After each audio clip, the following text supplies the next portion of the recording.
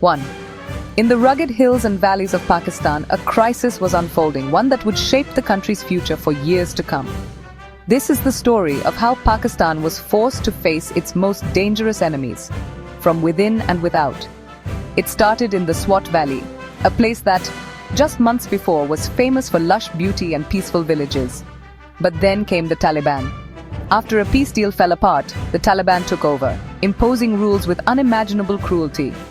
I'm talking public whippings in the market squares. Schools, especially for girls, shut down overnight. Everyday life was driven by fear and intimidation. Pakistan's military had no choice but to strike back. Operation Ra-e-Rast, they called it. It was a massive offensive, but the price was staggering. Nearly 2 million people were forced from their homes. Families packed up their lives and became refugees in their own country. The humanitarian crisis was heartbreaking, and the world watched as Pakistan tried to regain control. Meanwhile, the United States stepped in with its own pressure, demanding Pakistan deal with militants, especially those crossing into Afghanistan and launching attacks on coalition forces.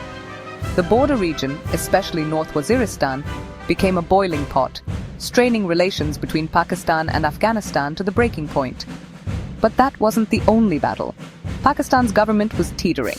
President Zardari, already surrounded by whispers of corruption, suddenly faced a Supreme Court challenge to his immunity. Political scandal and terrorist violence collided, threatening to tip the government into chaos at the worst possible time. Through all of this, the media jumped in, not always helpfully. News reports spoke of Talibanization as if it was some kind of unstoppable disease. Social media buzzed with wild stories, like the one about the guy who dared to say Jai Hind in Pakistan. People debated if you could even speak Hindi in Pakistan, or what would happen if a Pakistani met an Indian on the street. These viral conversations showed the anxieties and divisions tearing at the region, some serious, some just fuel for internet trolling. But beneath the memes and headlines was real suffering. Civilians lost homes, lost loved ones, lost hope. The economic cost was huge, but the human cost was worse. And even as Pakistan fought the Taliban, accusations flew that parts of its own security forces were supporting militants over the border, creating a toxic ally versus enemy relationship with the world watching. By the end of 2009, one thing was clear. Pakistan's struggle with extremism, political graft, and regional instability wasn't over. It was just beginning. So when people talk about the toxic relationships in geopolitics, this is what they mean. The battle lines aren't always clear, and the scars run deep.